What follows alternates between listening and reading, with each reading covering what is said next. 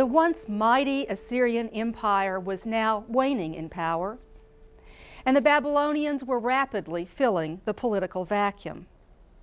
All the while, Egypt continued in her quest for domination, frequently campaigning northeast to secure a buffer zone between the Nile Valley and her Mesopotamian adversaries. In his lifetime, the prophet Jeremiah witnessed fierce battles over the control of his homeland, as Israel was sandwiched between giants.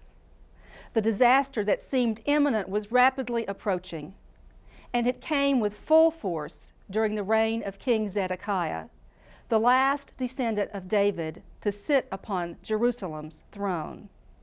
Against the recommendations of Jeremiah, Zedekiah sided with the Egyptians and rebelled against Babylon. It was only a matter of time before Nebuchadnezzar marched west, destroyed Jerusalem, and led her inhabitants eastward to exile.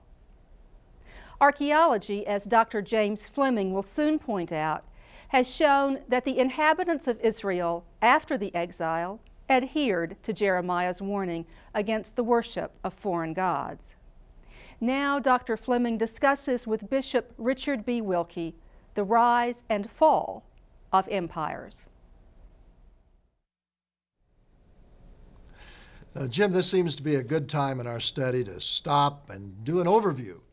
Jeremiah seems to be an appropriate moment to pause because he saw Babylon coming.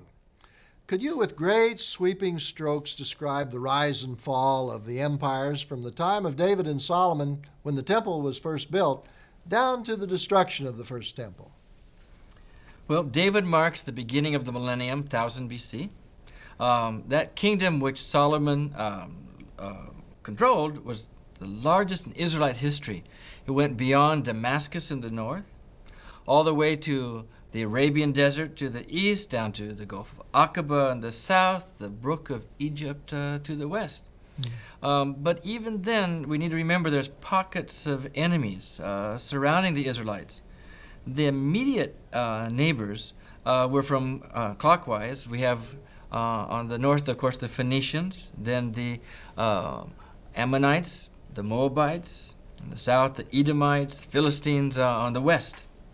They had taken land earlier from the Israelite tribes, and now this land, had been taken back away from them. So David's son Solomon achieved dominance in trade relations with all of the nations around him. He sealed these agreements, remember, with marriages.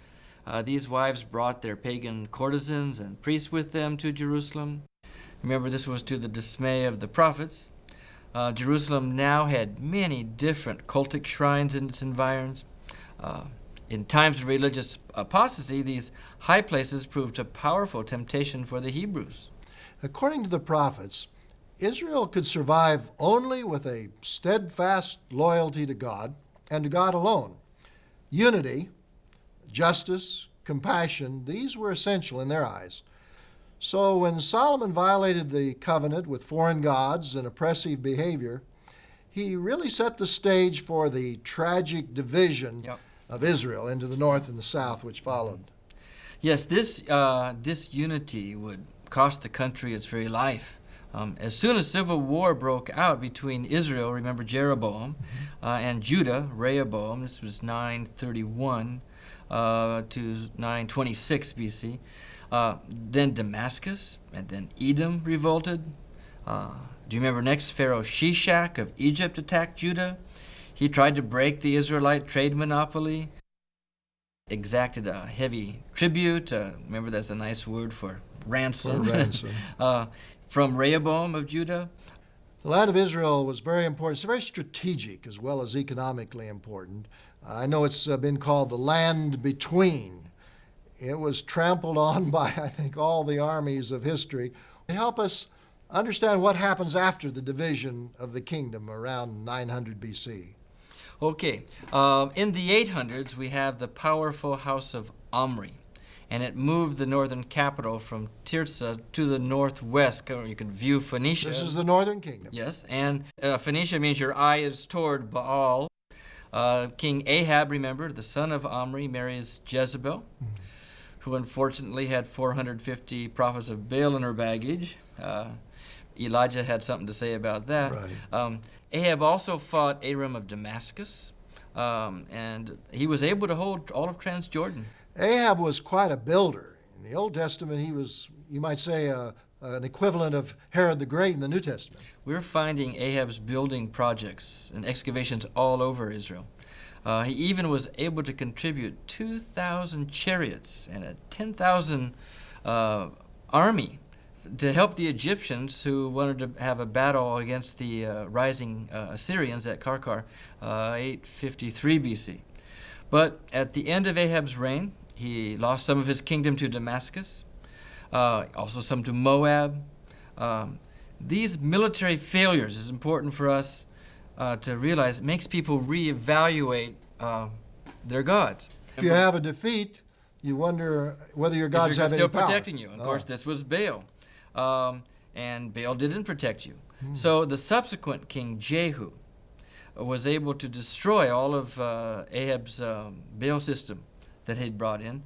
And as a light of that, Israel lost its Baal-worshipping Phoenician ally. So they downgraded the Baal, but they lost Phoenicia as an ally. Yes, yes.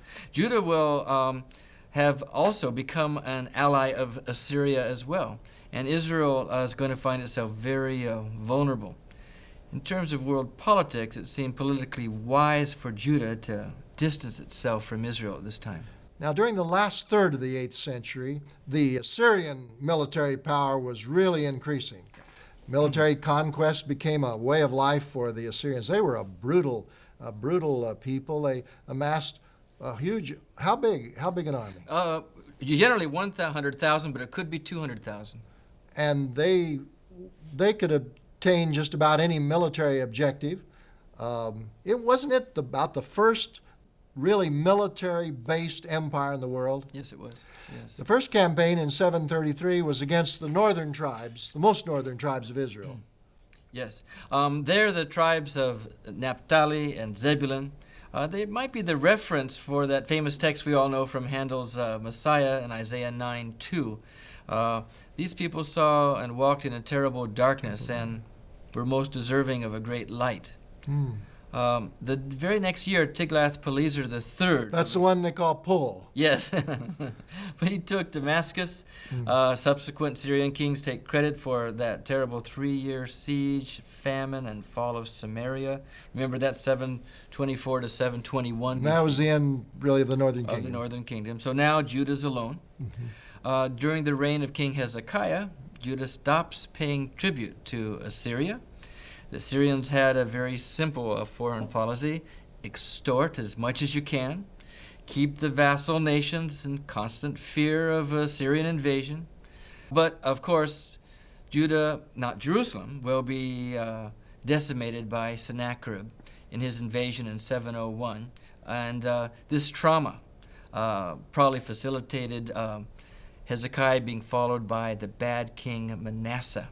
Remember, he encouraged the people to turn away from the God of Israel. He also turned to Tyre, which means he's reintroducing Baal. And Baal's coming back again under Manasseh. And it's because they had lost so many towns to Sennacherib, so they're ready for another god.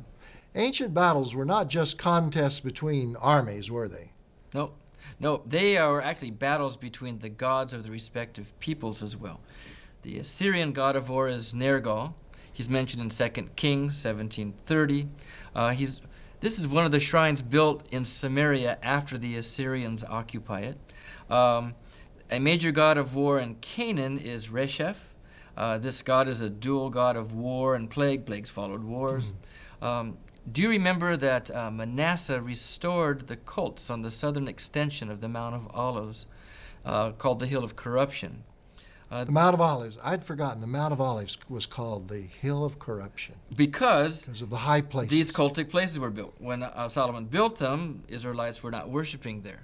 But now, in Manasseh's time, Moabite and Ammonite gods of warfare are being honored there. In whom will the Israelites trust for salvation? Should Judah appease the foreign gods of war or not? Manasseh said, yes, appease them. King Josiah said, no, and he tore down those temples. So for the prophets, winning or losing a battle does not imply that the God of Israel was weak or strong. They were trying to help the people understand God is the God Most High. God uses the nations for God's purposes and the world. Jeremiah knew that the pot was boiling up north. Yeah. He knew even before the politicians that Babylon now was entering the scene.